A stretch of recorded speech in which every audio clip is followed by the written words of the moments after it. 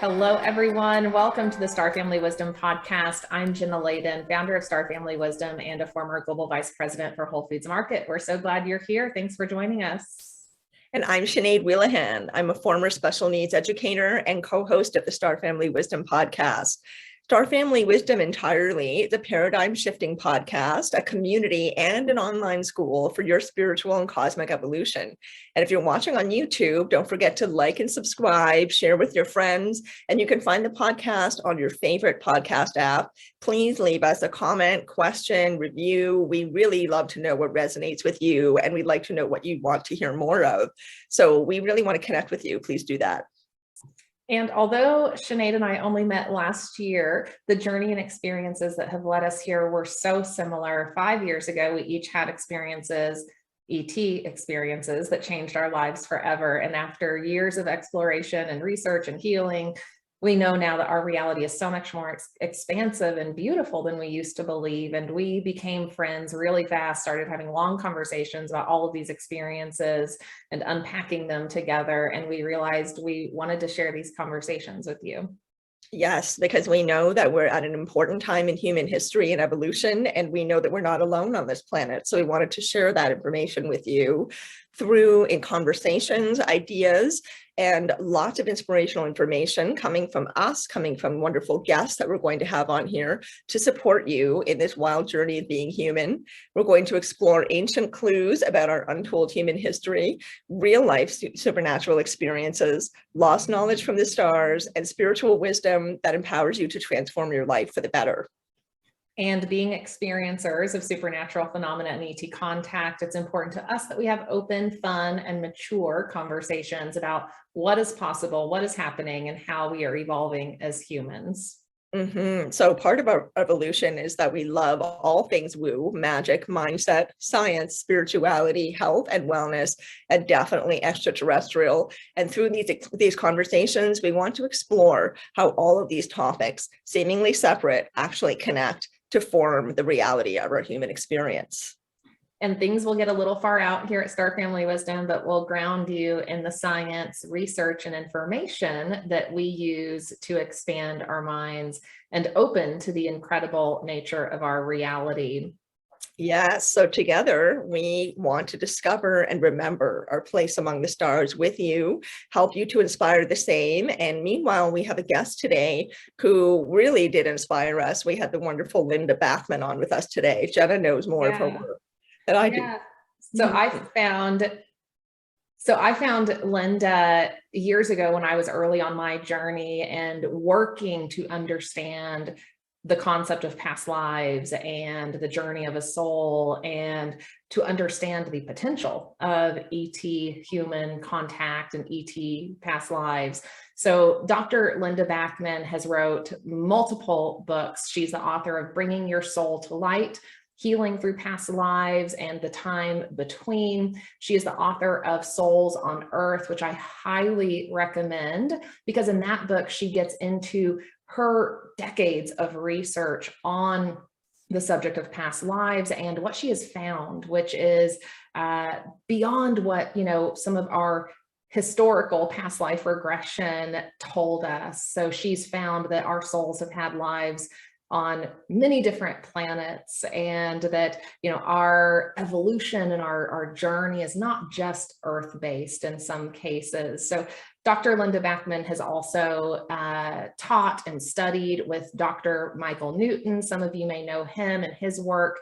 He was the author of the seminal books on life between life, regression therapy. So he did a lot of work on that in-between state, what we can access in between lives. And Linda also has researched significantly on that. And in this episode, we ask her tons of questions, about the journey of the soul, about past lives. And I think for Sinead and I, it was such a beautiful conversation to really help us reflect, on our soul's journey, and to hear reflected back from someone like Linda with such deep expertise on this subject, that what we have experienced is very much the norm, and we're just, we're just uncovering and remembering these things. But she's been studying for decades and, has regressed tons of people and has found lots of themes in her work. She really has. Yeah. I mean, I definitely was inspired by what she had to say.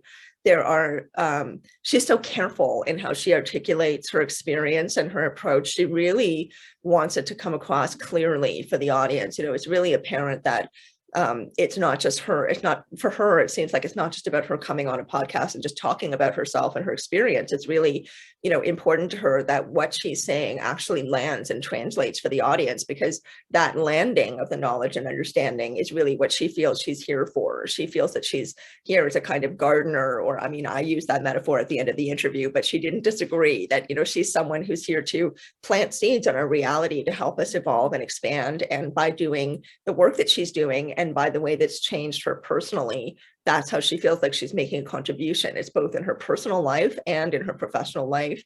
Not that she feels like she's, above anyone or more wise than anyone or more. I mean, there's no measuring with her, which I also really appreciated. She fully understands that everyone is on their individual path. And she was giving us that example of her very close friend who's a truly devout Christian, doesn't necessarily believe in past lives or reincarnation, but they have this wonderful friendship that is based on commonality of spirit and, open-heartedness and compassion, rather than focusing on what other differences are, religion and spirituality. So she's very non-judgmental, very open, very understanding of the fact that everyone is on their individual path, and we're progressing on our individual souls' journeys the best way that we know how to. There really is no such thing as a mistake. That's also she doesn't say that succinctly, but she alludes to it.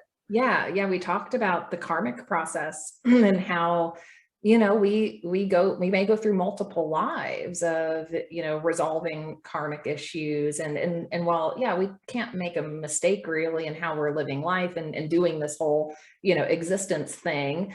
Yeah. But there is an accountability system, and there is this, kind of contractual system, that is in place. We come into a life with soul contracts, with plans for things we're meant to fulfill, things we're meant to learn, things we're meant to do, maybe karma from past lives that needs to be, rectified or resolved in this life. And it's on us to fulfill those contracts. We don't have to in this life, but, we may just continue on, and in future lifetimes working on whatever the issue, at hand is. But I love how she talks about past life regression, as a way of identifying the karma, that we're carrying, and identifying those old wounds, I like to say, that maybe we're carrying over from lifetime to lifetime, that we have the opportunity to resolve, that we have the opportunity to look at and understand how that connects to current life events. Yes. Yeah. I really appreciated that a lot. How she talks about this being, again, it's not a race. It's nothing to be measured. Everyone is progressing on their path exactly as they're meant to. And there are limitless do-overs. There are limitless opportunities to learn and grow. And it's not about failing. It's just about, every time you live a life where you may not have achieved the goal that you agreed to in the life between lives before you came into this body in this lifetime. But even if you don't achieve that goal, you've still made progress towards it, because in some way your soul is still working slowly, progressively, but doggedly towards the need to fulfill that goal, right? The need to get back, so-called, to its true form, to its truest self, the truest expression of itself, right? Yeah. In the now. And she really gives a wonderful impression of the very real fact that we are not boxed into one life. We don't actually have this one life as the one and only opportunity to learn and grow or get over things. We have limitless amounts of time, and that it is important for us to kind of work towards the awareness that we are not just within one lifetime, that we are eternal beings, that time essentially does not have any meaning, and that it's really just about taking the steps forward towards further evolution of our soul. That really is the only thing that matters, and how heart consciousness and awareness, mindfulness, kindness are all part of that, but that we meet those goals for ourselves in so many different ways that it can't really be explained in terms of categories or something like that. Right. Such an individual process. Right. Yeah, she talks about like soul levels in a sense, as part of that kind of, evolutionary process, and how, she's found in her practice, as it evolved to a place where like 50% of her clients were interplanetary souls, right? These souls who were starting to share details about lives that were happening other places. And she started to recognize, that yeah, there's is this like evolutionary advancement process that happens, and there are advanced civilizations, and there, are souls that are choosing to come to Earth at this time that have experienced those, realities. And I think that's such an interesting thing. We know, right? Like we're deep in that, but I think it's such an interesting thing to contemplate. And for, people who are maybe a little skeptical of the ET stuff or ET contact and all of that, I think she brings such a grounded approach to understanding it, and to her research. And again, from the standpoint that she was not always a deeply spiritual person, right? She was not always a person believing this. She was a person who found it, on her journey as certain life events happened and as she started to do regression. Yeah, I mean, she talks about how, I love that moment. Actually, we didn't really get into it that much, but I was sort of keeping it in my mind as we were talking with her about other things. She talks about how her husband of many, many years, Earl, they have a very close bond. She brings him up several times during the interview, and she talked about how he's a true partner to her on her spiritual path, how he's highly intuitive. And when she brought up to him for the very first time in her 40s, and he was in his 40s, she's just at the very beginning of this journey of going, maybe there's more to life than I thought. And she expresses it to him because she, by that point, had experienced enough validation that she was starting to feel like, okay, this really is real. This is not just, some random imaginative idea that's coming up in sessions. So she says it to her husband, and her husband then tells her, and they'd already been married for 25 years at this point. And then he tells her that he has these memories of having past lives when he was a child, right? Being able to remember his past lives in detail. And, he just forgot about it. But at that moment that he was a child, at that time, it was very vivid. He remembers a lot of details. And so she learned something kind of earth-shaking about her own husband of 25 years. And how many people out there might have had that experience, right? Like having these visions or memories as a child, and then you just move on, you live life, you forget, or a mystical experience happens, someone passes, and then maybe, you're getting the sense that they're back, right? And that you're communicating with them, but then you just kind of brush it off and you move on, right? Like that's happening all over the planet right now. Yeah. It is. I mean, she talks about that too. We kind of bring it up to her that this is a very particular time in human evolution, and so much knowledge and wisdom that has been around for a very long time, but has been suppressed, ignored, dismissed, just like we dismiss it in ourselves. It's also been dismissed on a larger level. And but it's been around all this time. And so now it's coming to the fore, that this is the forefront of progressive science and progressive wellness and progressive humanity, is to understand that we are eternal, conscious beings that are playing a role in this lifetime to progress a goal, progress on goals that are towards a certain purpose, and that everything that happens to us happens for a reason. And I really love that. She addresses the duality that you and I so often talk about, right? That both of them have a purpose and a place in this life, and that it's really important that we face our fears, that we look at our ego, that we overturn the uncomfortable stones, of things that we don't want to recognize or look at. That is really the best way to make spiritual progress in this life. And I love that she includes that as part of her own learning and part of what her clients need to do as well. I agree. And I think some of that for me was maybe the hardest thing to kind of get my mind around early on this journey, this idea that, all the bad stuff, seemingly bad stuff, has a purpose, right? And that's hard to like kind of like sit with and figure out and allow, your mind to hold. And I think later in the interview, watch till the end, because later in the interview, she talks about what happens with souls, people in the human form today who have done atrocious things, right? What about them? Like what happens with that soul? And I think that's something that a lot of people who are in that, skeptical place or questioning place or curious, but, still trying to grapple with, well, why is, it okay for, really bad stuff to happen, or why is it okay for a soul who did really terrible things to just continue on their journey? Does that happen? And she has a good answer for that. I liked how she approached that, and I liked how she was able to bring that into the conversation from the standpoint of her research, and what she's learned from decades, right, of these case studies. You start to see patterns, you start to see themes in that research, and even for a person like me who was skeptical and highly scientific minded, you start to see that there can be a scientific approach to this research, to understanding the themes and the information that is common across all of these cases.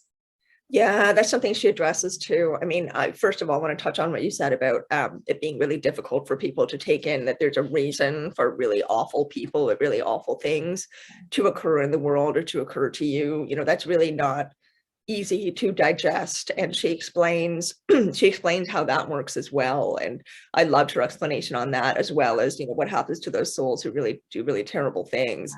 But then she talks as well about how, what you were referencing, she's got all these decades of amazing research and real validation, real evidence that supports what she's doing, supports what people experience.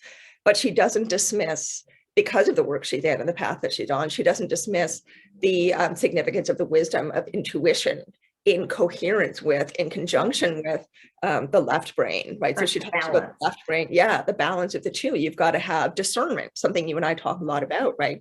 You need to be listening to the wisdom of your intuition, the wisdom of the universe, the wisdom of our guides, which is just as real. We haven't landed on this yet firmly in our culture or society anywhere in the world, as far as I know. But, that is just as real as all the solid, logical, well-researched academic work, and that they actually complement each other. They don't push off against each other like two magnets that don't want to connect, right? And that's how we're used to thinking of them. We're thinking of them as two totally separate things.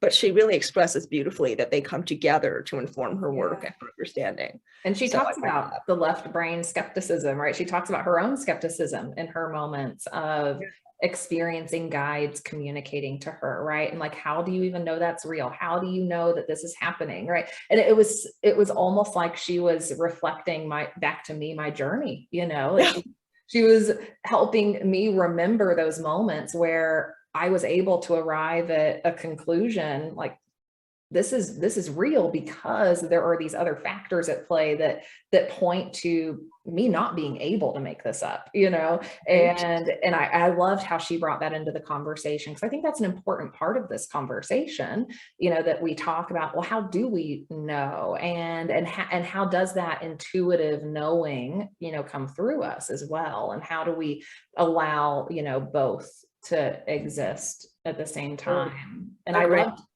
how she also, at one point talked about some of the themes she's found around old wounds or karma in, her work, because it again was reflecting back to me the karma I've identified in my life, and the things that I've been working, to resolve and move beyond, and I love how she talks about that when we identify karma, it's this opportunity, it's like an invitation to, for lack of a better term, level up, right? To move beyond that, right? To find the lesson in it, right? And to then evolve beyond that current state, or that pattern that might have been existing from life. And again, she's so non-judgmental. She talks about when people reach that point of remembering a traumatic event or a wound experienced in a past life, that it's very important to let that person be in that moment and experience that emotion fully, because maybe at the time, in whatever lifetime they were in, they weren't able to experience it, they weren't able to express it, they weren't able to understand it. And so it's very important to allow her clients to have that emotion, and then help them integrate the learning that they experience from that experience afterwards. So I love that too, that she integrates this kind of acceptance of wherever we're at, in whatever way these wounds manifest, in whatever ways they show up. We need to just let them be what they are, let them express themselves. And then that is part of the releasing of them, part of the letting go. And she said something about cleansing or something like that. Like it just cleans out your energy field a little bit more when you allow for that emotional release. And it reminds me that something you and I have talked about a lot about too, that emotion is really what holds the wounds in. You know, it's emotion and our emotional attachment to the wounds, or our stagnated understanding of how to resolve them, that keeps them there. But past life regression is one of the ways that we can heal, and one of the ways we can learn and we can move forward in our whole humanity, which I love. Yeah. It really felt like we were guided to Linda, early in my journey, as I was, starting to have some experiences and questioning things and thinking, am I crazy? Which Linda went through too, which was great to hear about. It was like all of a sudden, as I started asking those questions, interviewed Tara about this, as I started asking those questions, boom, this book showed up, these things would just start to cross my path. And Linda's book was one of those. And then fast forward a few years, and here we are interviewing her. So that is such a fun kind of part of this journey too, to see how, all of our asking questions and receiving answers start to come together and connect, on our path and help us get where we're meant to be. Yeah, it helps us to really map out the true nature of what we're doing, rather than just confining it within one lifetime. And actually, you had an experience once where you had books jump off the shelf at you. So I'm just wondering if books was one of those. No, I don't remember. I don't think so, because I distinctly remember that incident where there was 2 books that flew off the shelf. I had a friend see it when it happened, and she was like, "What was that?" And and they were just like the perfect subject matter for, again, what I was asking questions about at the time. So it was literally like a guide or some being maybe pushed them off the shelf for me. But no, Linda's was not one of those. I think hers came across my path. A lot of these really did feel like it was guided, where I didn't have to look, like I didn't have to research. It was just like I found one book, was reading it, and then all of a sudden something would cross my feed, or I would just kind of hear in a conversation about another person. It was just almost like, as I started unlocking, pieces of information, the next piece would just show up. I have no other explanation for how quickly so many books ended up in my library, and how quickly I moved through so much research on all of these topics while I was working the full-time job I had. It would have taken me an immense amount of time and research to just go out and find all of this. It really, really did feel guided. Like I just don't have any other explanation for it. I relate to that as well. I mean, that when I first had my awakening, and it was like being slingshot into the community, right? Like one of my friends, Costa Macraeus, who we're going to eventually interview as well. He's a leader in CE5 all over the world. That he said to me, "Wow, Sinead, it's like you're in the path of a fire hose." It's just doors rapidly opening in front of me. I was what it felt like. Yeah.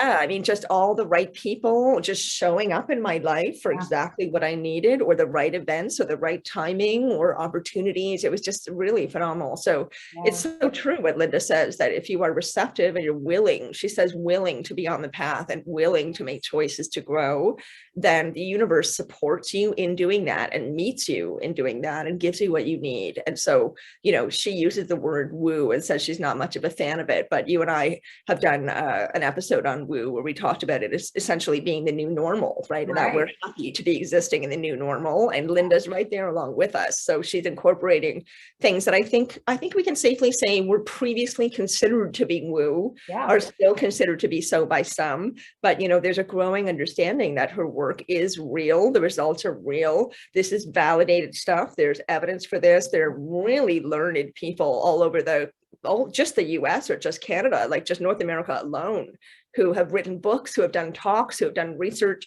on all this, and they're really well-educated, intelligent, thoughtful people. So she's one of those people. She gives such credence to her field, and I think it's I'm just so fortunate. I feel really lucky to have had her with us today. Me too. I'm so grateful, and I'm so grateful for her generation paving the way, for us to be able to have these conversations now, these sorts of different conversations where it's no longer about, is this real or not? It's like the evidence is stacking up and we need to talk about it.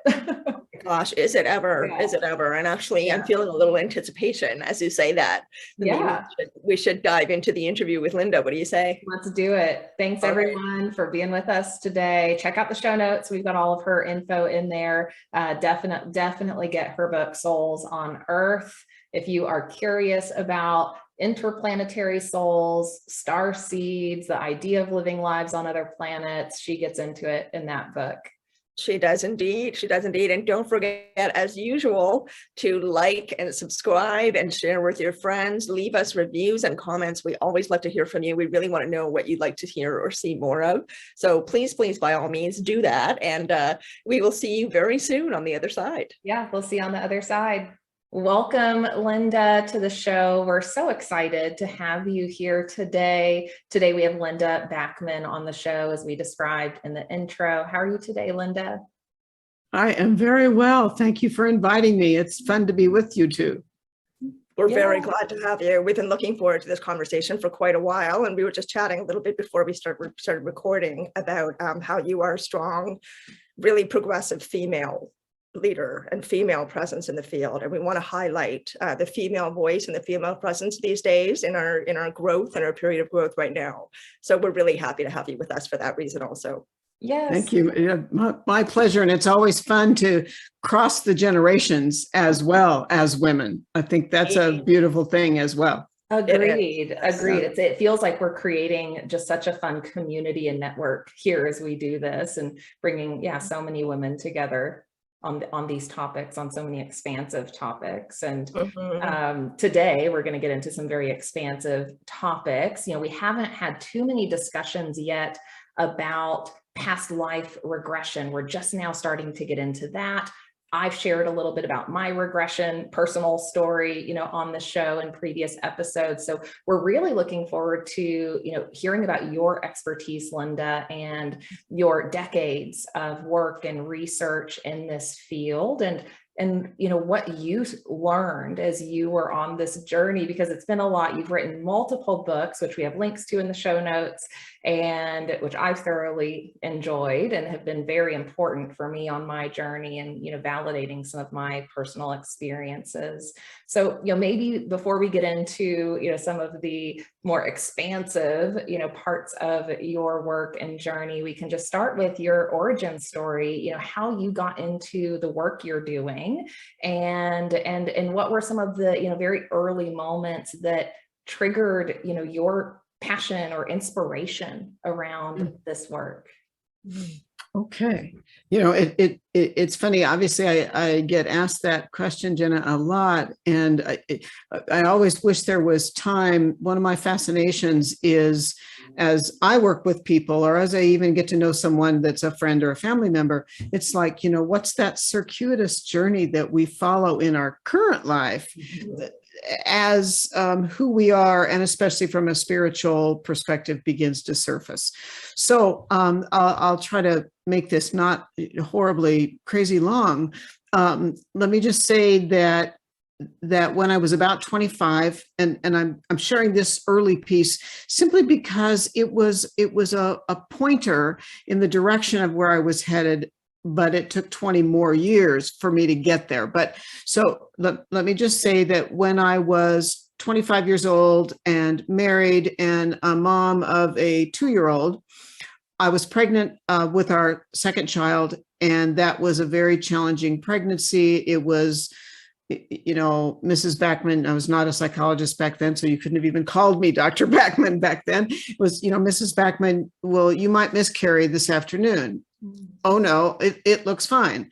3, 4, 5 days later, same story. I delivered that baby at 26 weeks of an average 40-week pregnancy. He lived a few hours and passed. I didn't understand grief and loss. I certainly didn't understand soul, for sure. And long story short, I ended up in a classic grief process about 4 to 6 weeks later.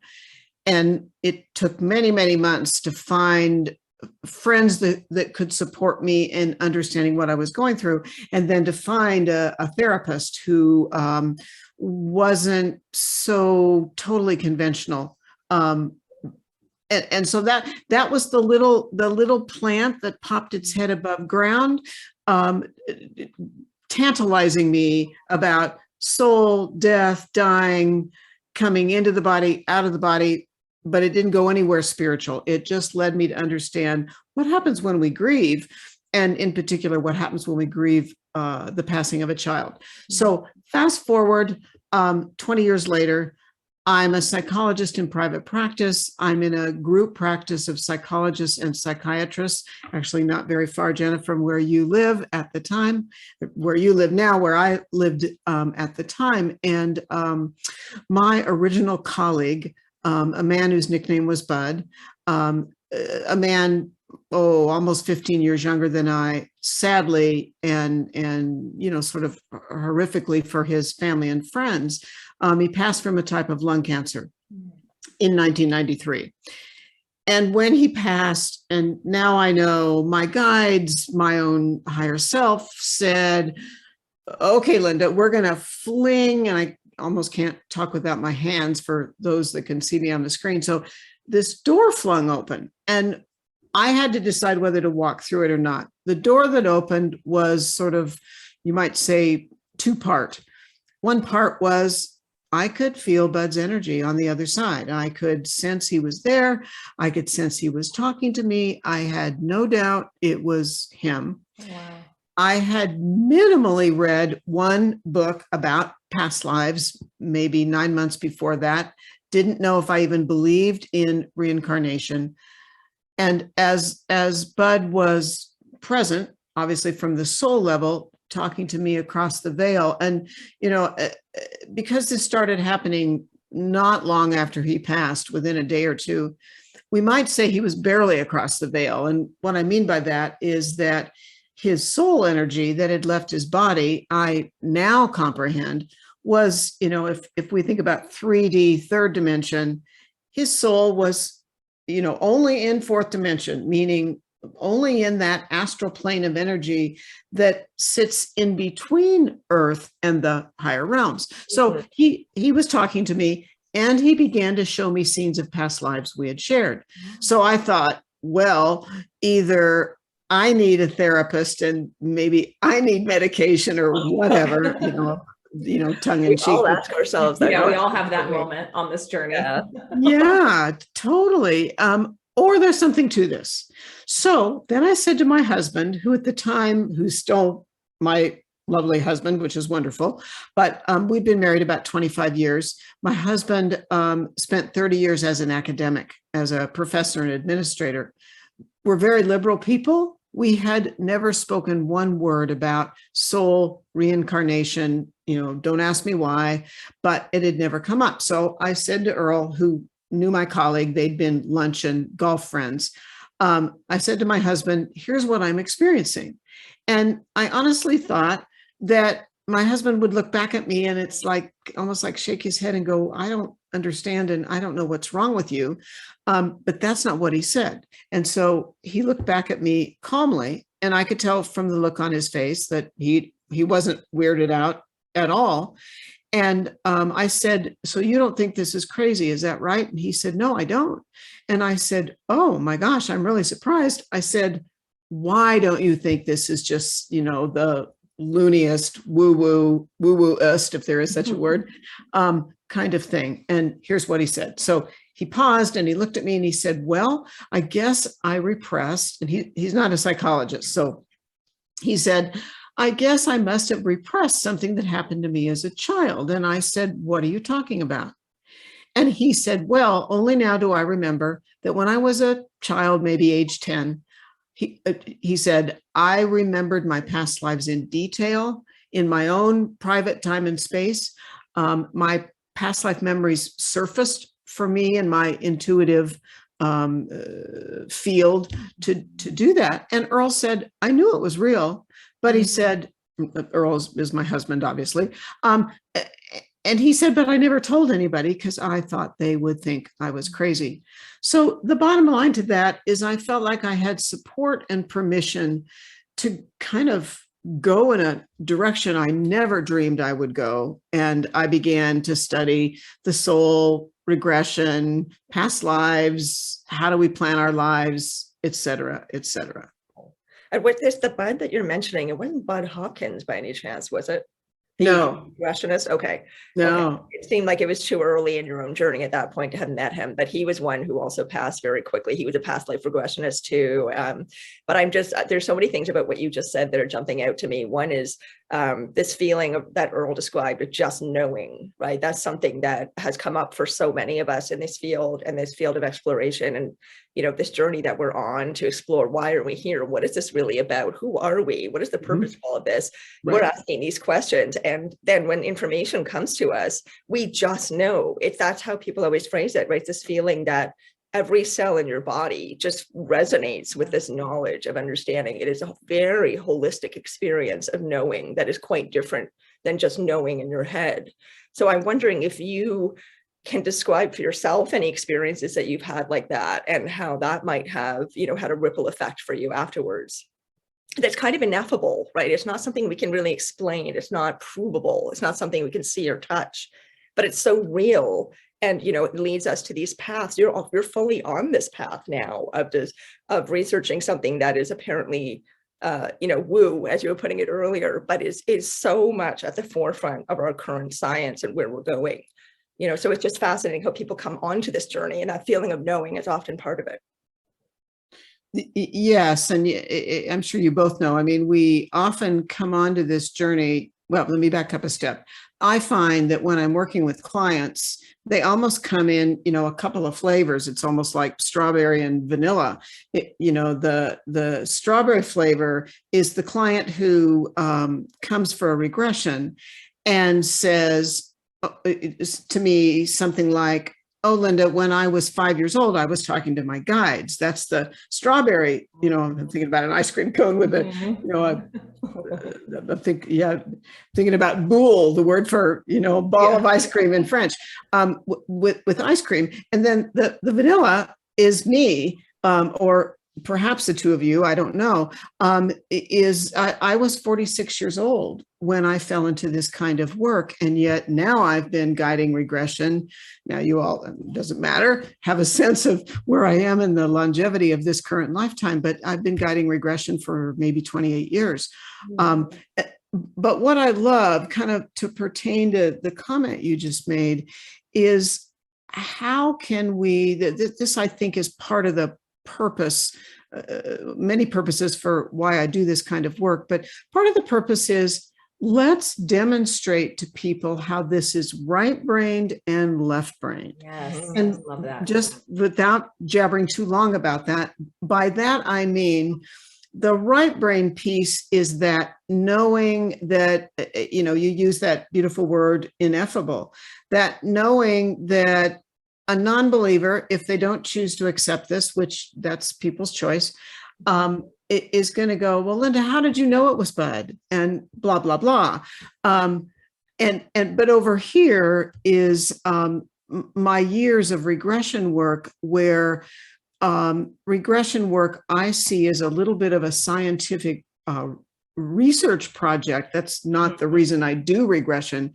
But if 20 clients separate from one another have told me something about a certain kind of soul, and I know we'll get there in talking about souls that by and large don't have all their lives, often don't have the bulk of their lives in body on earth.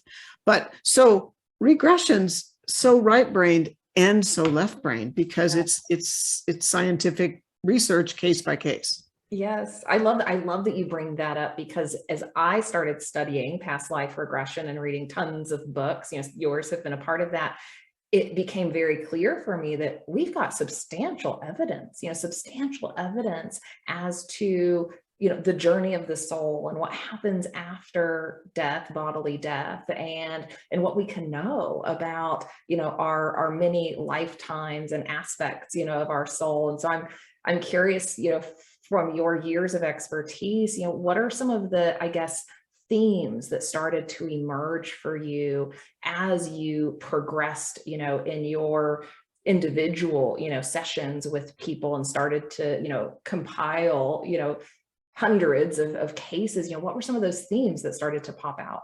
Mhm. Well, there's obviously a lot of themes, but one theme that I always find, I don't know what the right word is, but just fascinating that it keeps coming up, and it pertains in a way to the comments you were making about women and supporting women and that sort of thing. But I can't possibly count the number of female clients. It's usually a woman that has the experience I'm about to describe, woman in body, a soul in body that happens to be female in life today.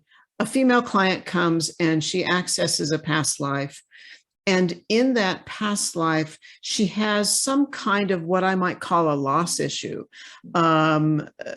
She falls in love, and this could go back hundreds, if not even thousands of years. But she falls in love, and her beloved, goes off to war and dies. Or another common theme, just really related to that, is she falls in love with someone, we might say in, the old-fashioned way, not of her station. Mm-hmm. And her father, it's usually the father, says, I forbid you to be with this guy, and you cannot go out, we're going to almost lock you in the house. And, olden days when that probably happened. Well, so what I find is that it's the storyline of my currently female client who goes to a female past life. She has a significant loss. It could even be the death, sadly, the death of a child. But instead of finding a way to rise above that, instead of finding a way to grapple with that pain and trauma, she caves in emotionally and, falls into depression and accomplishes little in her life from that point forward because of the depression. And, so the message is that's a common theme of we let that happen to us, and that our guides would prefer we not, cave in and give up. And occasionally it's even a client in past lives who takes their life to end the past life.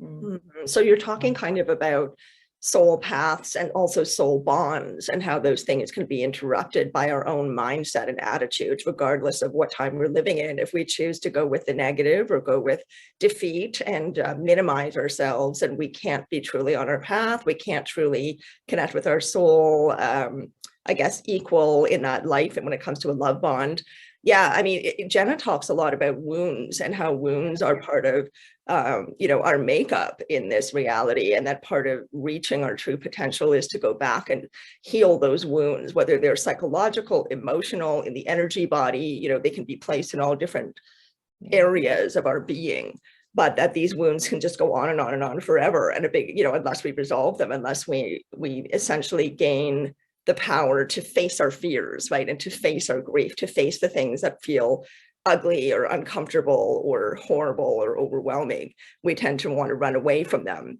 But what I hear you saying is that a big part of the regression work that you do that helps clients progress is helping them face those things, right? Helping them face their fears and their grief. So can you talk a bit more about how that works?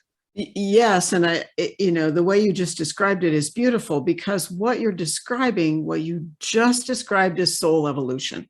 Yes. So to go back just very briefly to the birth and death of our second child, second son, many years later, when I fell into regression work and started not only working with clients, but working on my own issues and understanding many of my own past lives, I came to understand, for the most part, the meaning of that event when I was 25. And it was balancing, and this is the way I like to verbalize it, it was balancing karma from more than one past life, where I was a parent, I was a mother, I was female, I was a mother, and I didn't I didn't make my child or children my priority.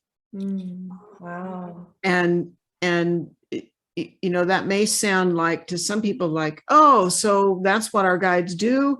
They script an upcoming life if we weren't committed to something that preferably we would have been committed to in past lives, that something as challenging as the death of a child will happen.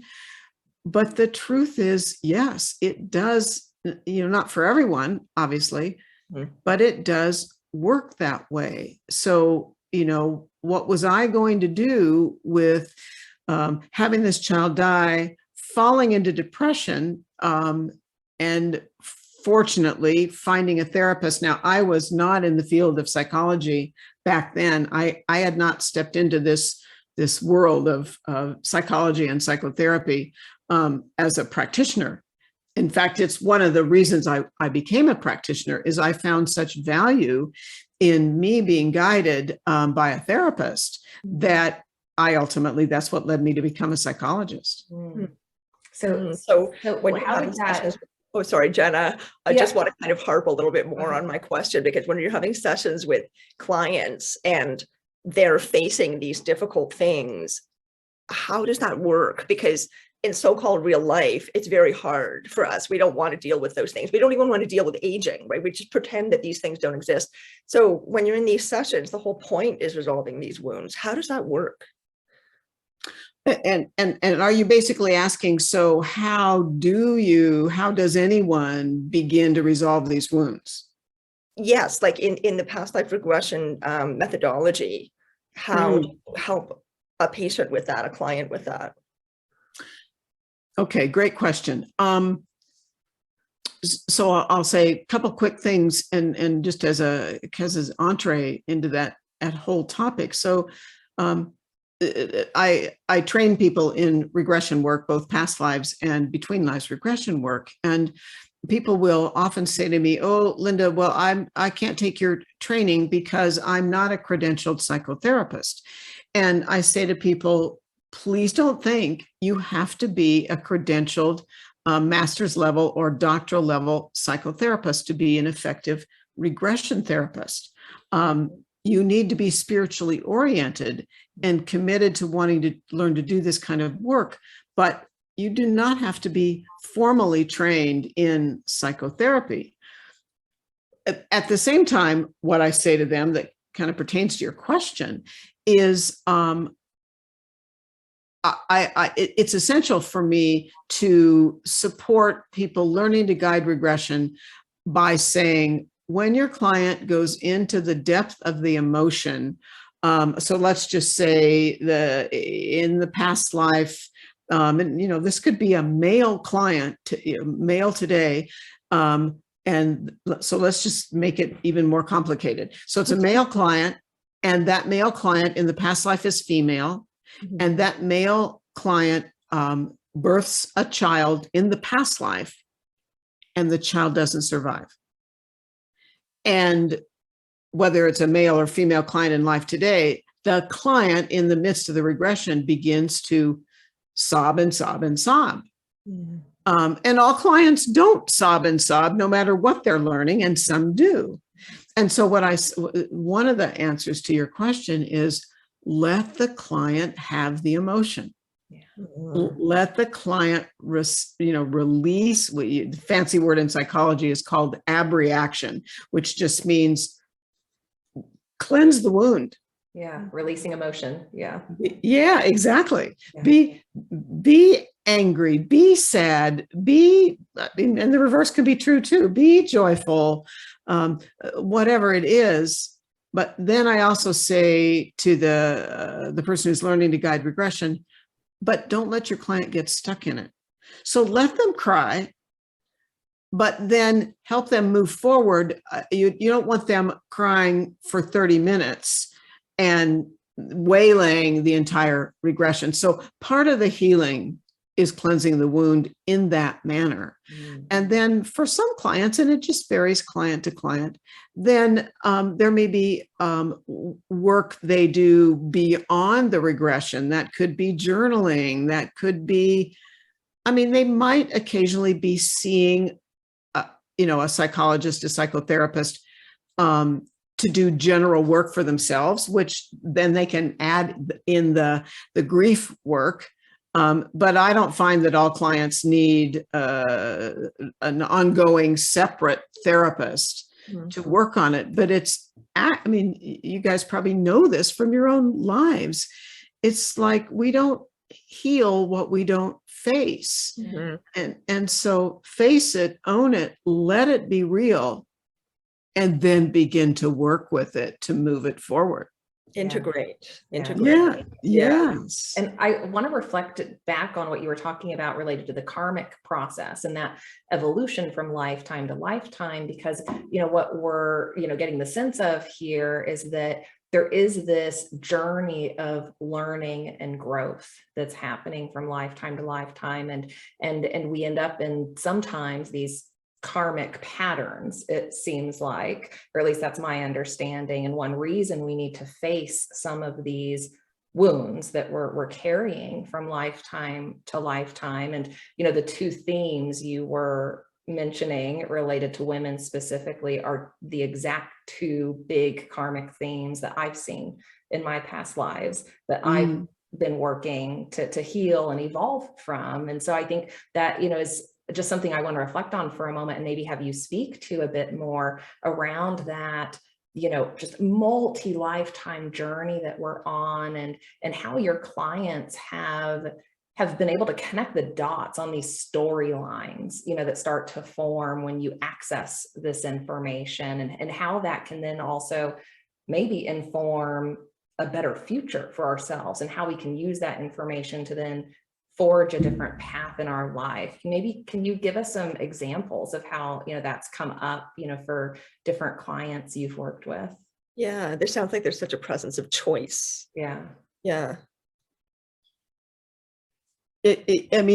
And in our conventional human world, the old-fashioned perspective certainly was the perspective of my parents' generation. And my generation, I think, sort of sits on the cusp of shifting beyond this. But, my parents' generation, the classic phrase that would be used is, don't air your dirty laundry. Right. Quote unquote. Yeah. Just keep it in the past. Yeah. Right. Just stuff it, hide it. And not only don't reveal it to anybody else, but don't deal with it for yourself. And of course, that, as I think the three of us know, and probably most listeners know, relatively speaking, that gets us nowhere. Yeah. On the other hand, it goes back to that theme I talked about just a little bit ago. It's also, how can I say this? I find, so for a number of years, before I fell into regression work, I was a conventional psychologist, in private practice, doing what you think someone in general private practice would do. And so what I also find is, there are two extremes. One extreme is don't air your dirty laundry and don't even recognize there's, dirty laundry in the hamper, so to speak. But the other extreme is, dig into the wound over and over and over and over, so that it almost is like, I hate to put it this way, but almost like a Medal of Honor. Like, oh, I went through and oh, it was so hard. So there has to be a middle ground between those two. Yeah, we're so heavily taught the victim mentality. I mean, I'm still discovering how that was fed to me, through various means. It's not very obvious sometimes. And that's kind of playing a trick on us, right? Making us think that we're confronting our feelings when really we're just sort of rolling around in them and, relishing them. And then you're just in this mud pit of emotion. You're not actually getting it. You're not moving forward. So the whole point of past life regression is moving forward, as Jenna was talking about, how this kind of work is such an important tool. Your work is so valuable, Linda. I mean, if we just look at, my mother is also a psychoanalyst. So I grew up in a world of psychoanalysts and therapists and talking about emotion therapy and all that stuff. I went to therapy myself for 20 years as part of my own path of trying to figure out what the heck am I doing here? And what is this about? There's something more to my life. I don't know what it is. But we know that in the world of psychology, it's really fascinating how so many great thinkers, including in the field of psychology, knew these things, that that we know. And they knew them ages and ages ago, and they occasionally would talk about them, but they were still on their mainstream level of life, not able to practice that kind of approach because they wouldn't have had a career, they could have been arrested, maybe they're thrown in jail, they would have been socially ostracized. But this is not knowledge that really is new. It really has been around for a very, very, very long time, yet it's rising to the surface in a really wonderful way at this particular time in humanity. So do you have a sense of why that is? What do you think about the fact that past life regression is now rising to prominence? It's not just a fad like maybe it was in the 70s. It's really being seen as something legitimate. And you were talking earlier about right brain, left brain, the wisdom of the intuition and the wisdom of the logical side, and how those two come together in past life therapy. We're seeing that happen more and more across many disciplines, right? So we're at this forefront of knowledge that's really exciting. Past life regression is part of that. Why do you think that's happening at this time? There's, I'm pausing only because the answer is so global. It's almost hard to put words to it. So I'll just say, just as a preface, as humanity needs to and does evolve, the higher realm, the higher realm, the celestial realm, the soul realm, whatever word people want to put to that, also evolves. Mm-hmm. So that, and I'm not necessarily anti-religion, but in Western religion, in some ways that Western religion is taught, there's a place of perfection mm-hmm. in the higher realm. The soul is perfect or the divine is perfect. But in my 28 or so plus years of regression work, basically almost week in and week out, and almost always far more than one regression client, per week, past life and between lives. So past life and soul level material. We're all evolving as we go.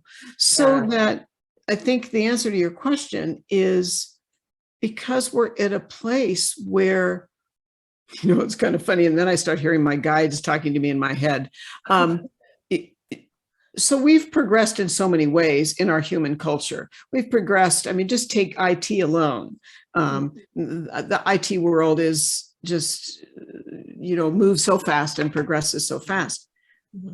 But we as a human species have to advance. The universe has to advance. And I know we'll get to the point of talking about souls that come to Earth that don't typically incarnate on Earth, because that's another piece of this whole puzzle. But we as humanity are being pushed to advance. And if we don't understand soul and the immortality and, what some people might call the transmigration of the soul, or the lifetime to lifetime evolutionary process, then we're really not, in my humble opinion, we're really not looking at core truths. Right. So I think it's time to understand core truths. I agree. Yeah. And I'm so fascinated by all of our world religions and those threads of truth that you can find in all traditions. And to your point, we start to see a core truth there that can emerge, especially as we add in the type of research that you and so many other, experts in this field are doing that, paint a very different picture of our reality, and one that, to your point, we almost have to embrace to be able to evolve to the next level of our civilization, of our society. And maybe that is a good transition point to talk about what we know about souls who have had lives on other planets, because Sinead and I both have accessed memories of our soul's journey being more than just incarnating here on Earth. And, for us, that was just a hugely, expansive part of our awakening to understand our multidimensional realities. So tell us what you've learned about that, and how you started to access some of that information about journeys on other planets.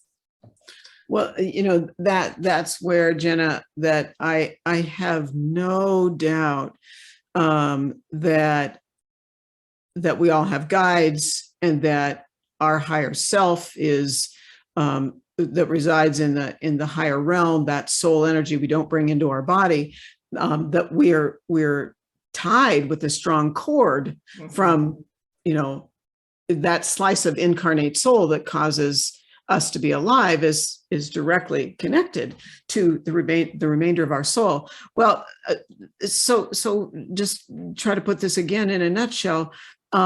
I can remember, and I think you all know that I early on I studied with a number of people, but I studied with Dr. Michael Newton, who I would just kind of call the grandfather of between lives regression. And I can remember learning between lives regression with Michael. And he would say, just kind of almost just like a little small morsel over here. He would say, now class, as you guide past lives, you may come across a client who has a life that's not on Earth. And I heard that, and okay, fine. So when I started guiding between lives regression for probably somewhere in the range of 6 to 8 years of regularly guiding between lives regression, I had few clients who went to past lives that were not on Earth. And then suddenly it was almost like, somebody pulled their finger out of the dike. And all of a sudden, in my very active regression practice, I started having about 50% of my clients be souls. That it was a wow to me too back then. It was like, as a maybe a year or two went by, and then I was retrospectively thinking about my clients, and I was saying to myself, about 50% of my clients are souls that are not, and I'll explain this in a bit more detail in a minute, but souls that are not designed necessarily to have the bulk of their lives on Earth. Then I asked my guides, and it took me a while to learn how to talk to my guides. But then I said to my guides, so what's the point? Why are you, there are others guiding the kind of regression that I guide, and there are lots of people on the planet. So spiritual guides, Linda's spiritual guides, for what reason are you filling my practice with almost half being, and my term is interplanetary soul? And they said 2 reasons. One is more interplanetary souls, and I'll define that just to make sure people understand what that means. But 2 reasons, Linda. One, more interplanetary souls are going to be coming to Earth because Earth needs their wisdom. And 2, we need regression therapists who understand interplanetary souls in order to support them, because interplanetary souls are different and have different gifts and challenges often than souls that are designed primarily to incarnate on Earth. So that's what happens. As you said all of that, my guides are saying yes. And actually, speaking of guides, I kind of want to touch on that, because you were mentioning a couple of minutes ago, oh, my guides are coming in, they're talking to me. So I love that they're here and part of our conversation, as our guides are too, but yours are jumping in ways that ours are not doing presently. So I'm kind of curious about that. How do they just come in any old time? What is that experience like when you hear them? How did you meet them? Tell us the story of what your relationship is like with your guides. I would love to hear that. And I love how you say, do they just come in any old time? So do they just come in whether we want them to come in or not? Okay, so let me just say, probably everyone knows this, or maybe they don't. I don't know. We all have spiritual guides. We, as a soul, are never left, you might say, rudderless, without any support and guidance. And that I have uncovered in 28, 29 years of guiding regression. And that, listeners need to know, when I say what I know, it's just simply I've heard it over and over and over through regression. It took and experience it yourself, like the lived experience you have yourself of living that as well, right? I mean, that's nothing is more validating, I think, than having the lived experience as well as learning, right? Yeah. Oh, I mean, so true, because lived experience means, if someone said to you, do you know what, just pick any old food, do you know what shrimp tastes like? And someone says, well, no, I've ever eaten it, but someone has explained it to me.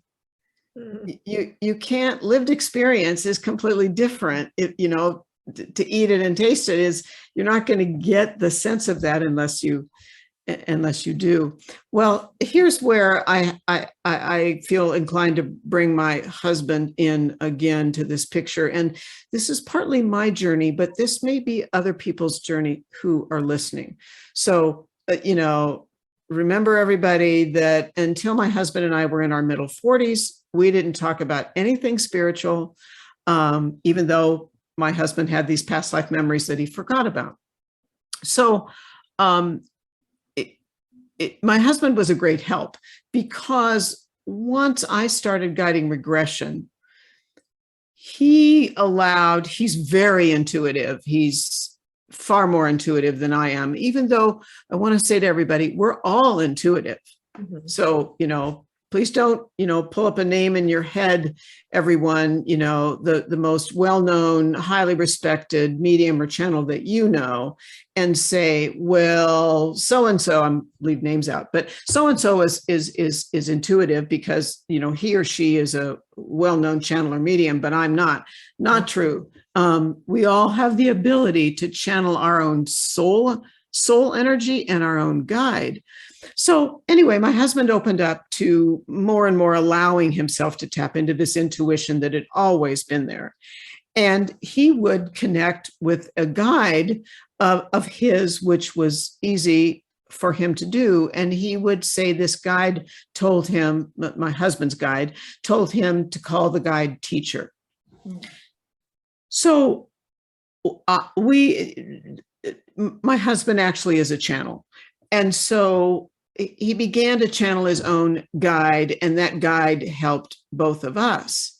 But that helped me open up, and I do think that regression is another way. That helped me open up to, if my husband can tap into his guide's download input, then I can too. But just quick comment, because I help and I teach people to access their guide. A lot of people make the mistake of thinking that if they don't, if they can't close their eyes and get a mental image of something intuitive, that they're not really accessing intuition. Excuse me, but the truth is that's not true. Some of us get pictures, some of us get emotions that are coming from our guide. Some of us get body sensation, like the twitching of your right eye, which is a signal that your guide is trying to make their presence known. And then a lot of us, and this is me, it's why I'm sharing this, I'm a fairly cognitive person. I'm a fairly cerebral kind of person. Therefore, my guides access me in my head through conversation.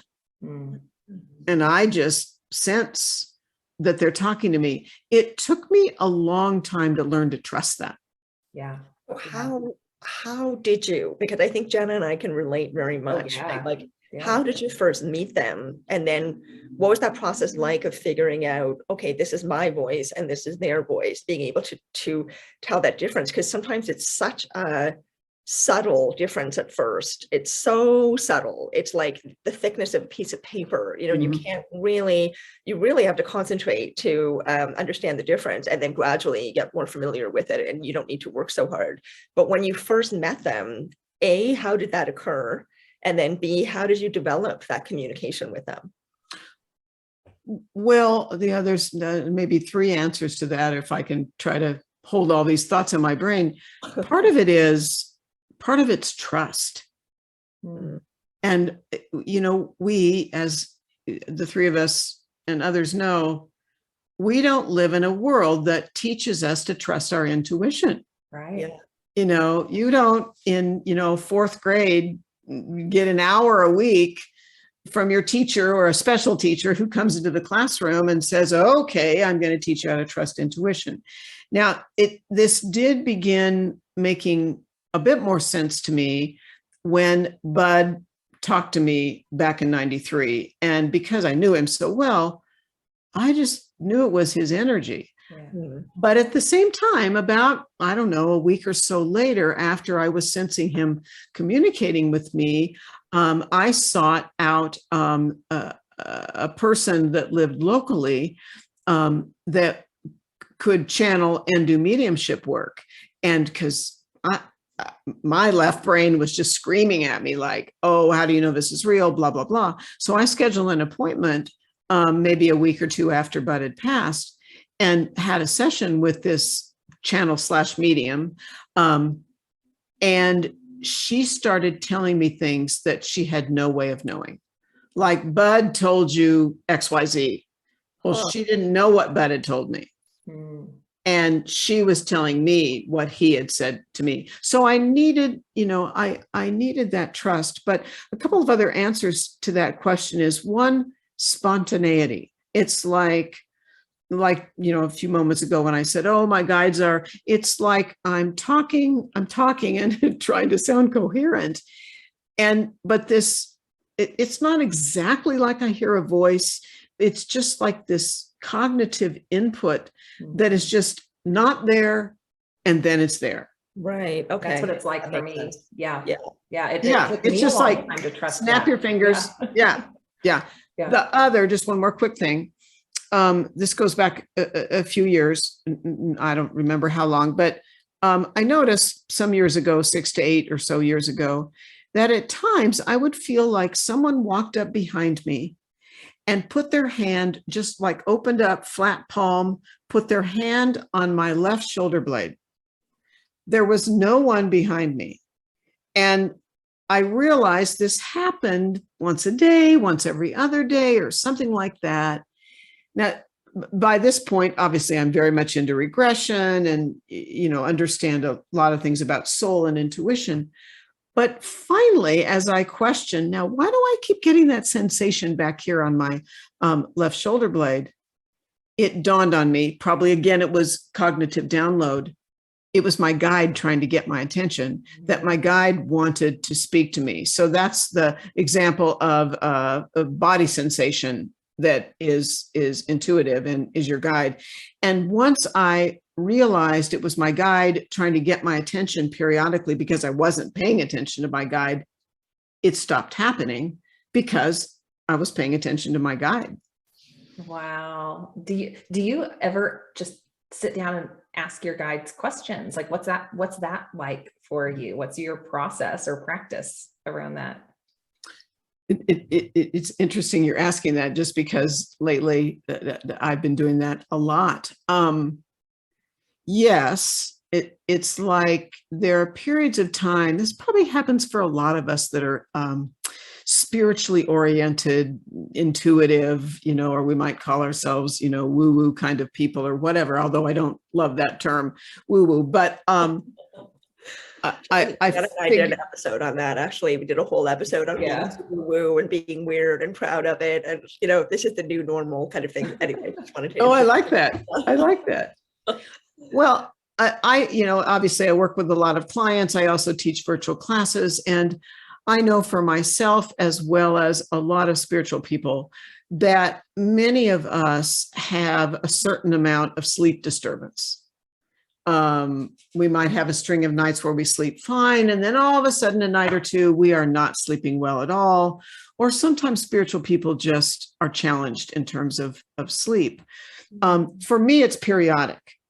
And I finally learned that if I have a night or two of, can't get to sleep or can't get back to sleep or whatever, something's going on energetically. And those are times, this comes back to your question, those are times when then I start working hard to talk to my guides and to say, so what is happening? I was doing fine. I was sleeping fine. It's not like I have some major upheaval in my life necessarily. And so what I've learned is that as spiritual people, and you can equate, I truly believe what I'm about to say is true. If someone is overtly spiritual, that also means they're not a young soul. Because when we were young souls, we weren't into spirituality. Yeah. As we evolve, we become more interested in deeper subjects. It's a little bit like Maslow's hierarchy. As we evolve as a soul, we operate from a higher level of that pyramid that is Maslow's hierarchy. So what I find, because we could do probably a whole 30-minute conversation on this, and it's not the intent of what we're doing, but I find that if my sleep is disturbed, there are 2 or 3 reasons for that. It might be that I am tapped into a trauma on the planet, like there's an earthquake in South America, and the energetic challenge of that earthquake affects my sleep.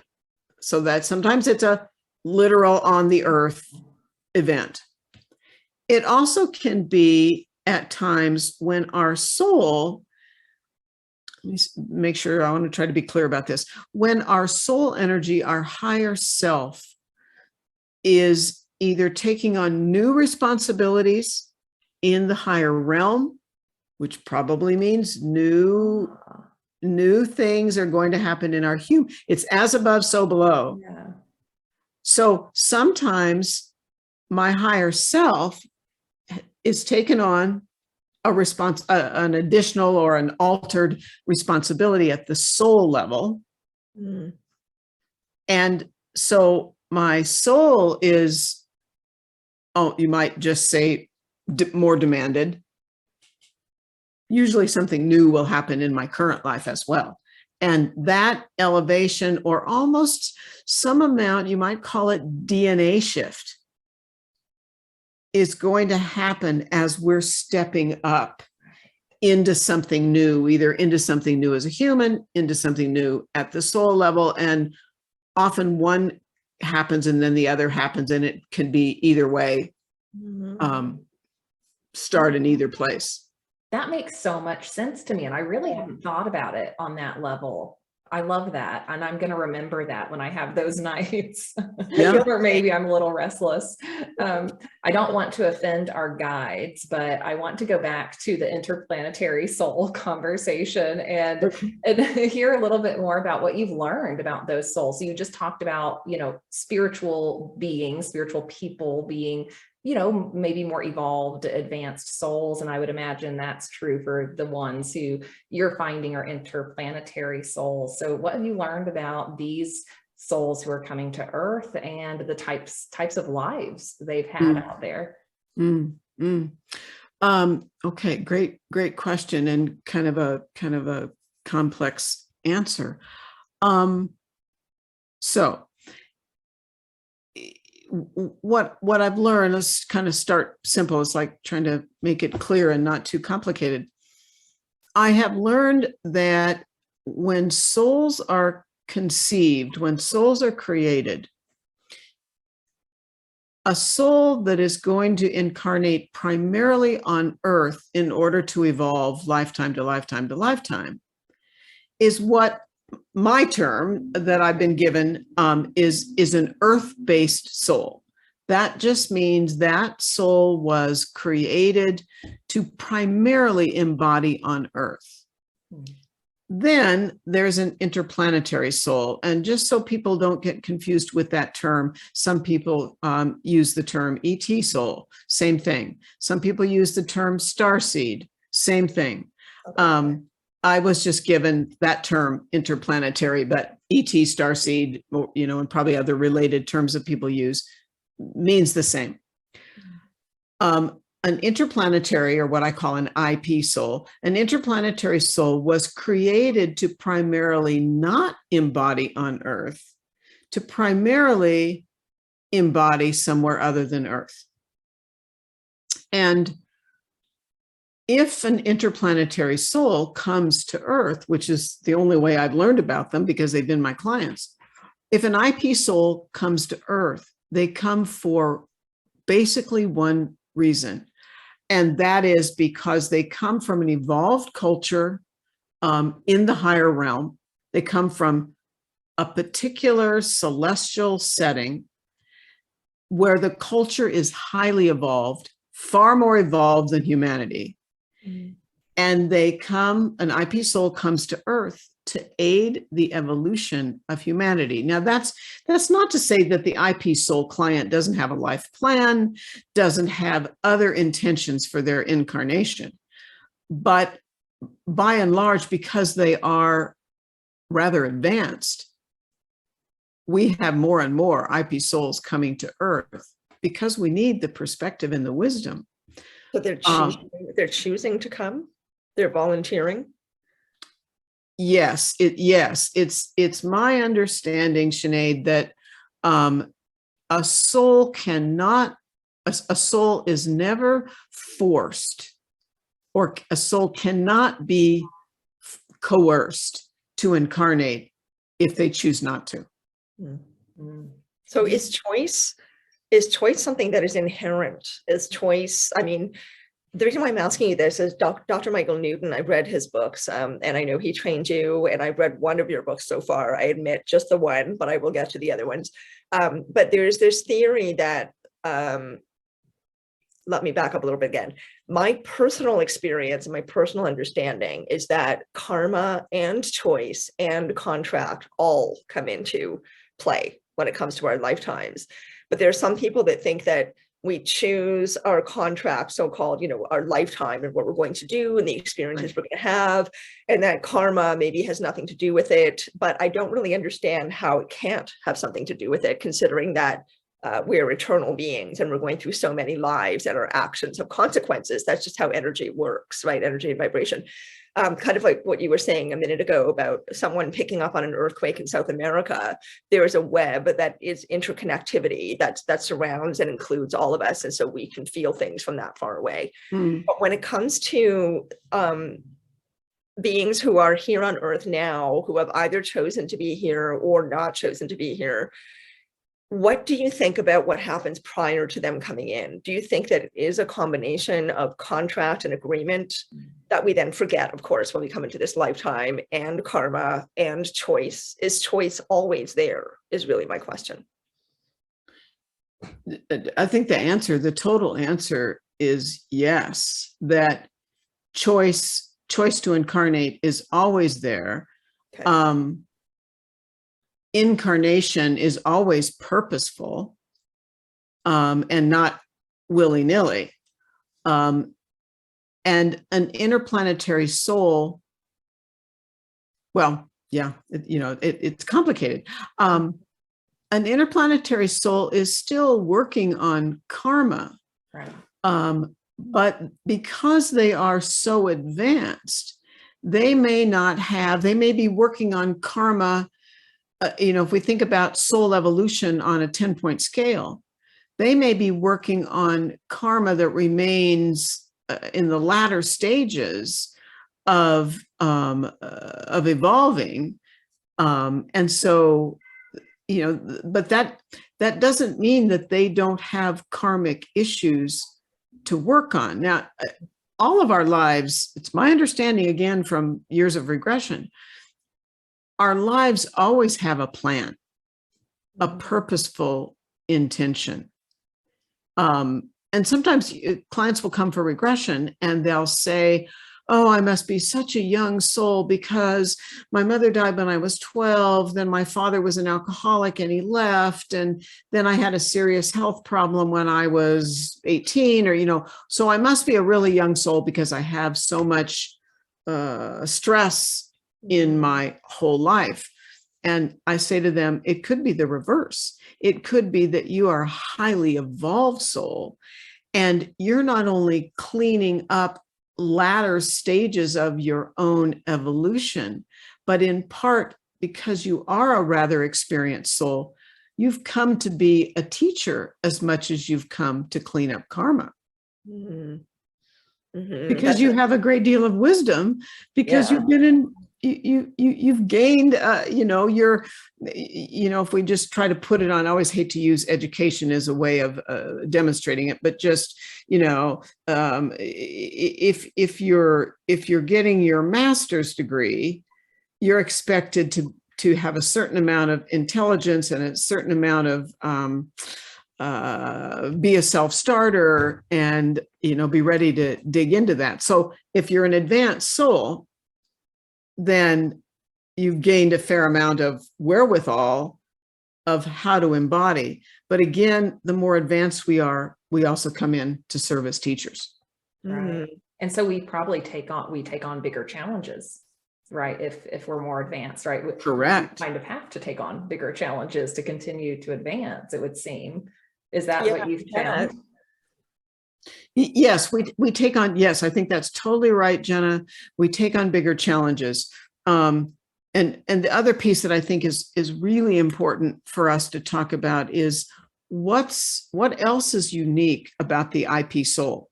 What else, what are the unique qualities? And I always like to call them gifts and challenges. And the two of you, I'm sure, know this. A lot of IP souls have a very hard time or a challenging time being in body on Earth because they may not have been in the Earth body many times, so they're not used to this human container. They also are not used to a human way of life because our human way of life may be so different than the means of communicating, the means of relationships, the skills that they bring with them from somewhere else may be elevated skills compared to a lot of humans. So, we have autoimmune disorders, allergies, ADHD. There are a lot of IP souls that have a fair amount of physical, emotional, energetic challenges. And actually the taking on challenges part willingly, which of course, again, we forget when we come into life. And I think this is where, a lot of people have difficulty with the concept of everything happening for a reason, right? There's this sort of, I'm even hesitant to say this right now, but I have this personal belief that in a way, everything is perfect because we live in a dimension of duality, and the duality is the wholeness of the dimension where we are. And that means the light and the dark together, right? But that's very difficult to say to someone who maybe has gone through a particularly horrific path in life, and they may not, I wouldn't want to say that to them because, of course, they may not be in a place to hear it. That might not be where they are. And who am I to make a statement about someone else's life when they've suffered that much? But it does make me think about an earlier conversation that Jenna and I had. We were talking about, I was living in a Buddhist temple for a while between the ages of 19 and 21. I gave away everything I owned and shaved off my hair and was going to become a Buddhist monastic. So I devoted myself to this lifestyle. And part of the philosophy was that suffering has a purpose, right? And Jenna was like, but that can't be, suffering, like that doesn't make sense. And I felt the same way many times, why should we have to, quote unquote, have to suffer in order to progress? But of course, we make those agreements before we come into the life. We make these agreements, in our in between lives to go through this suffering for the purpose of learning. and we may or may not learn it, right? That's where the choice comes in and where our mindset is at to be able to make those choices. So I want to kind of bring it back to choice again, because something that, a big part of the reason that Jenna and I created this podcast is because we really want to empower people. We want people to feel their own power. We want to feel our own power, and, recognizing that we are the creators of our own reality. We are manifestors and creators, far powerful than we know that we are, far powerful than, far more powerful than we're told that we are. We don't receive this message in our mainstream culture and society, but yet it is true, right? So it's very important to us to communicate that message of empowerment and of choice, and of the fact that we are not victims. We have all agreed to be here, and we can always make choices no matter what situation we're in. We can always make some kind of choice, large or small, that either leads us a little bit forward or a little bit backwards. But what I'd like to ask you about is, when it comes to choice and when it comes to personal empowerment, how can you explain that there are some beings who, in their in-between life, they make a contract to come in and have a hard time? I mean, that's pretty much everybody. Humaning is very difficult. So, we all have our challenges. But let's say somebody who comes in to have a bit more of a difficult life, maybe they experience really difficult relationships, abuse, poverty, that kind of thing. But they still have agreed to go through that. And so there was the choice that existed before they come into this body in this life. And then there are the choices that we can make while we're in this body in this life, having forgotten our agreement. So how does that process of choice occur? Because it seems to me like there's always a crossroads. Even though we've made this agreement, we might not fulfill it. Is that the case? That we make an agreement, but within, it's still kind of up to us in that lifetime to stick to the agreement and to not fall off the path? Is that the case? Or would you say that we make an agreement and then it is fulfilled no matter what we do? If we fall backwards, if we make bad choices, do you know what I'm saying? Oh, that's an easy one to answer. Right. The only way we satisfy the agreement is through our own actions and behavior. It isn't solved. I think that's sort of one of my pet peeves. And so I want to say this appropriately, that love and compassion are essential. Love and compassion in life are an essential foundation, but they're not sufficient. So I say that by way of saying, when we, and I know this to be true only because I've done so much regression work with clients, that when we plan a life contract, a pre-birth life contract, and let me just make sure people know, we also can add on additional pieces during a lifetime. But when we agree to work on X karma, or come into meet a soul that we've had challenges with in past lives, and have the opportunity to clean up, if you will, the past life issues, karma, baggage, whatever you want to call that, unless we actively take charge of what we agreed to and our behavior exhibits that, we haven't satisfied our life contract.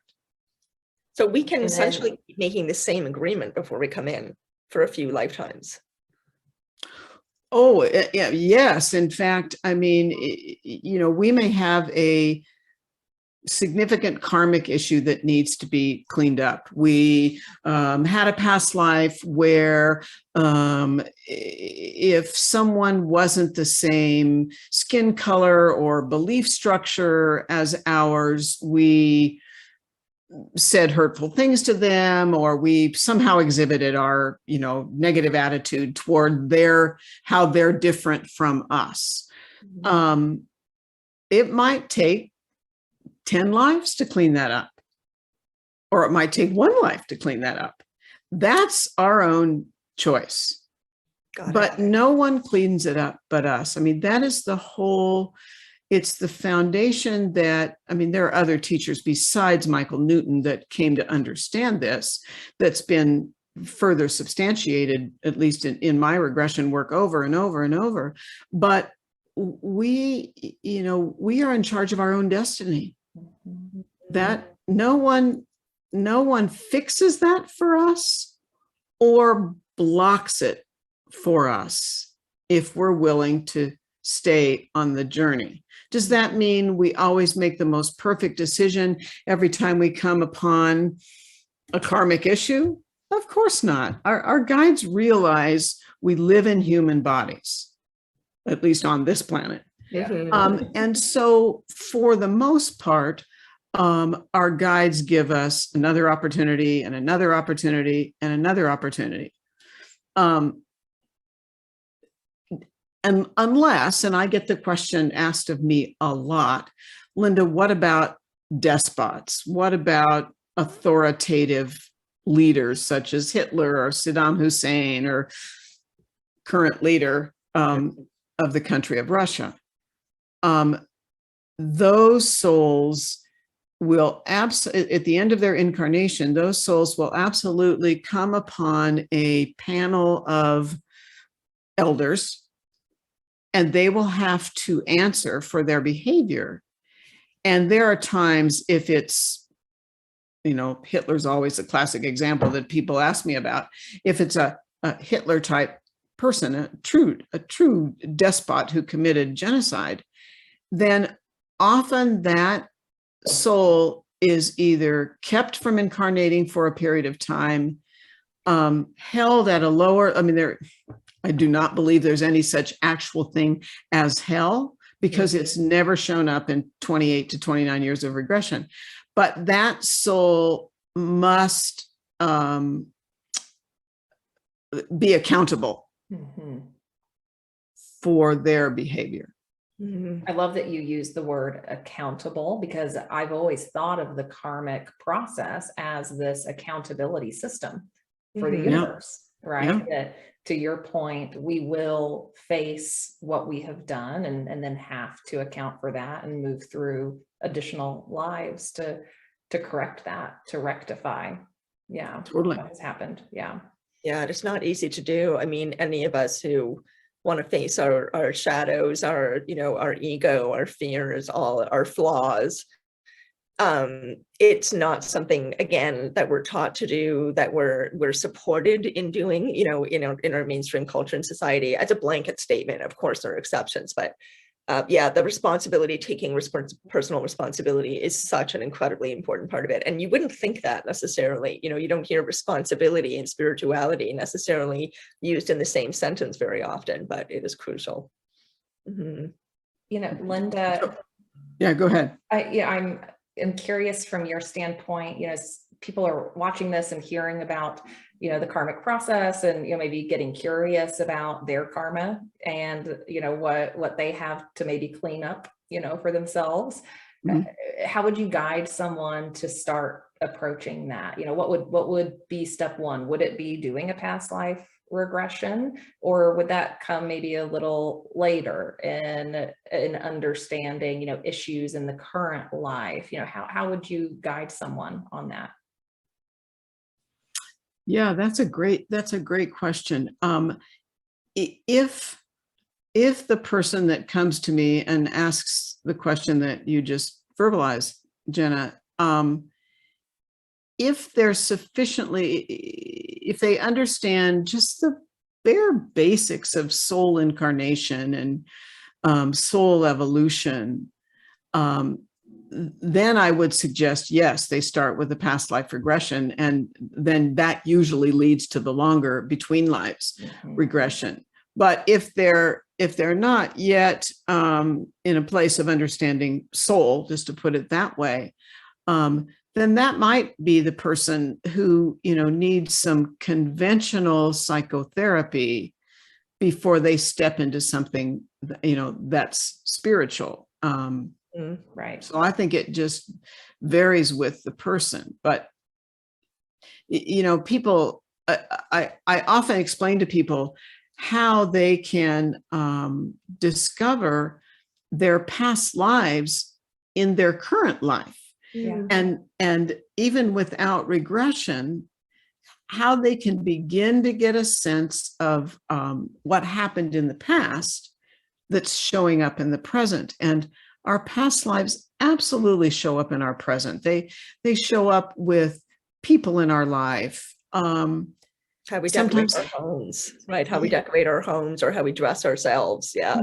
Yes. Eras of time we want to study, parts of the world where we want to travel, eras of time of a famous figure in history. That doesn't necessarily mean we were that famous figure, but we probably lived during that era of time. There are lots of ways to discover past lives by examining our current life. Right. I love that.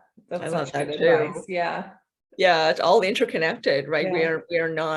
We are just so used to thinking of things as being so separate, but really it's all sort of a big pancake mix of everything at the same time. We are such holistic beings and we are multidimensional. We just have no idea. So I've got a question for you that's kind of relating to that sensation of, being a multidimensional being.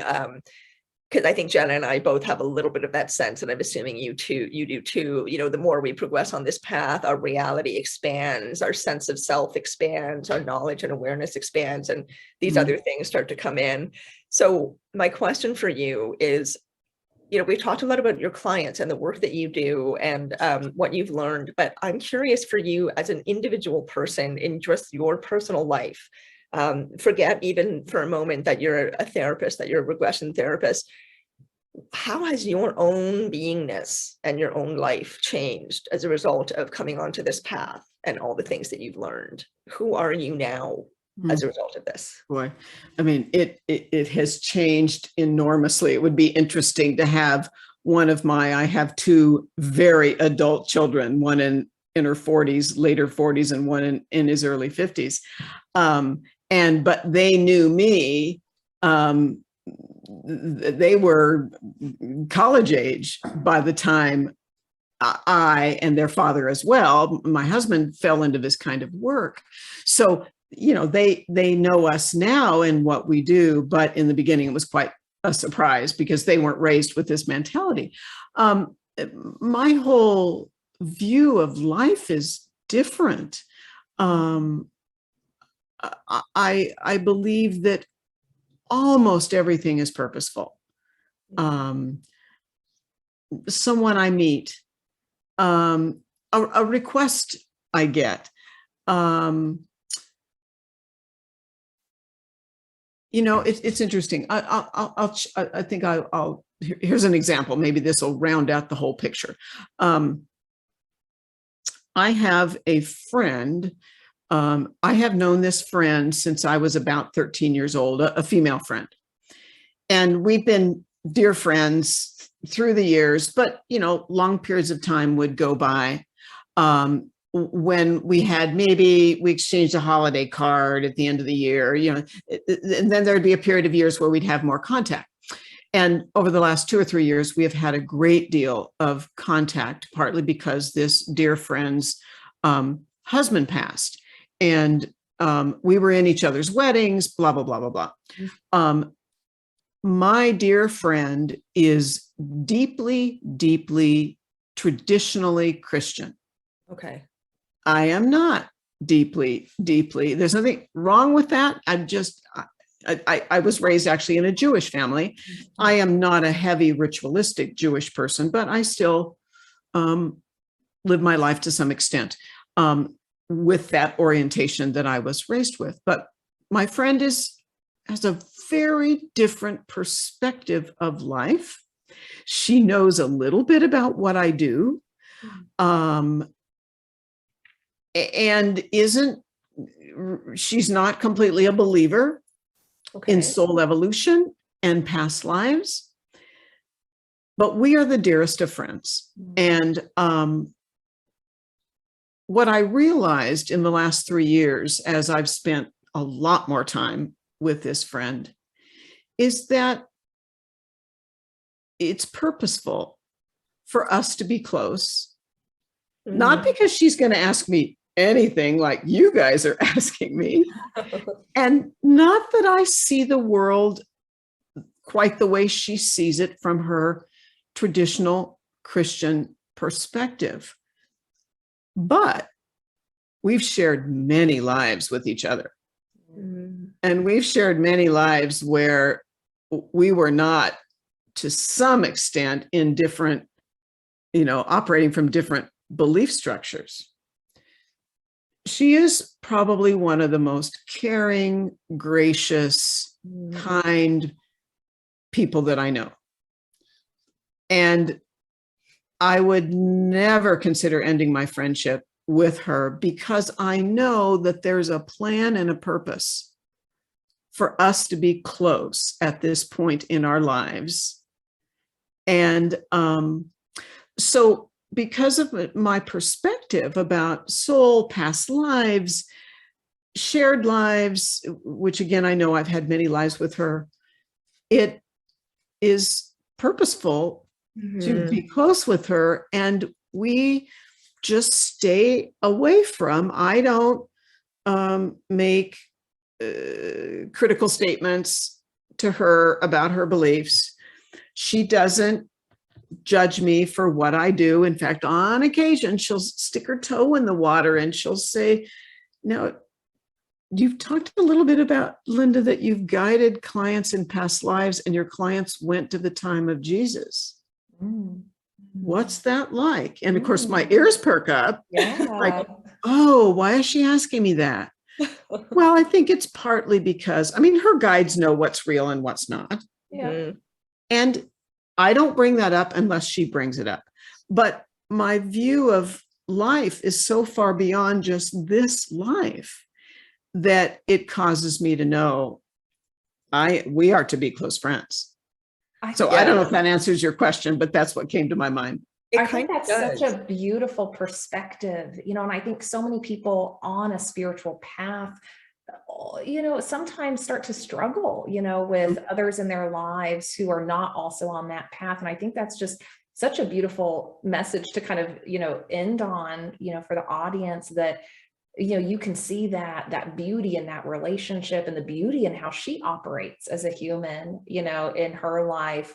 And you don't have to share the same belief system to live in that harmonious way together and to have a beautiful relationship. I think that's such an evolved and healthy and beautiful perspective that I think we all should have. Yeah, because it's not, having disagreements is not the point. And, it just encourages our attitude of separateness, right? If we have a disagreement, we're automatically creating separateness between each other. And it's just not the point. The things that we have in common are the point. And it sounds like your friend has a really wonderful, compassionate, heart-centered vibration, which is what we all want to be around. So it doesn't really matter what the beliefs are. It's the vibration, the energy, and the connection that's so important. And also, Linda, bringing it back to you and, how all of this has affected you as a person, as an individual in your own life. What I hear you saying in that conversation too is, reminds me of something you said earlier about a little seed or a little plant poking its way up through the soil. And that's a metaphor that I love using. I'm a major plant person, nature person. So, that's big for me, but I see the gardening metaphor as incredibly powerful. And so you are kind of a gardener planting seed, right, in the energy fields of other people around you, whether they know it or not. Simply by having you in their life, they are getting a tiny little crack or sliver into that knowledge, that understanding that you carry that has a bit more of an expansive, eternal perspective about life. So I want to thank you for being that gardener and for planting those seeds, because your role and your knowledge and everything that you're putting out to the world is so incredibly valuable. And, Jenna and I just really love your material, your approach, and the fact that you're here with us today is a gift. And so thank you so much for being with us to share your experiences and your knowledge and your wisdom, because I'm sure that so many people hearing this are going to be inspired. Yeah. Well, thank you for inviting me. It's always a pleasure to do this kind of thing. It's great meeting the two of you. And thank you for the opportunity to get to talk about, what really resonates for me. Oh, same here. We love these conversations. We could do this all day, which is why we do this. So yeah, it's been so great. And thank you for your perspective on so many of these topics that I think is just a little more expanded, than some, other folks in the field. And I just love that you're a leader in this field, and that you bring such an expanded, holistic perspective on the topic. And I know you've written a few books, and you are, actively doing sessions with clients. So how can people find you if they're interested in working with you? People can find me on my website, which is Raven, like the bird, ravenheartcenter.com. They can find what I'm doing on my website. At this point, I used to travel. Pre-COVID, I traveled about 50% of the time in the US and abroad to guide regression. I'm doing all my regression work just on like this on Zoom, and it's working very, very well. So ravenheartcenter.com. Great. And where can people buy your books? My books are on Amazon, and the first book is you can find used copies. If you're looking for the first book, Bringing Your Soul to Light, in hard copy, we still have some hard copies as well, because it's been out quite a long time. But so the Amazon, Kindle, and hard copy, or ravenheartcenter.com. Okay, wonderful. And Linda, are you going to be doing any talks or anything like that that's coming up? We just want to make sure our audience knows everything that you're doing. So your website, your books, is there anything coming up for you that you'd like to mention? I'm in an ongoing way. I am almost always in the midst of teaching a virtual course with different topics. So usually those are 4-month courses, and all the classes are recorded. So I'm 1 month into a 4-month course that's on my website. People can catch up if they want to join by going to the recordings. I think it's next week. For people who know who George Noory is, George Noory is the host of Coast to Coast, excuse me, or C2C, as people call it, Coast to Coast AM. I'm going to be with George next week live, and it's recorded. I believe it's Thursday night, May the 5th. Okay. And so people can listen to that. Great. And I'm just doing a lot of interviews. I do my own podcasts as well. So all that it can be found on my website. Wonderful. We'll definitely include that information in the show notes so that people have an easy time finding you. And once again, Linda, thank you so much for being just an inspiring presence in the world. And, what you are doing is so incredibly important. We're at such an incredible forefront, a progressive time for humanity and human evolution right now. And you are one of those teachers that we need. So much, much, much appreciation for your presence in the world and for being with us here today on our little podcast that is growing, but still somewhat new. So, given your presence, we're really grateful for you being here. Thank you. Yeah, my thank pleasure. You so much. And for everyone out there listening and watching, don't forget to rate, review, subscribe if you're on YouTube, and leave a comment. Let us know what resonated for you. And we'll see you next time. We will see you next time. Bye for now. Everyone.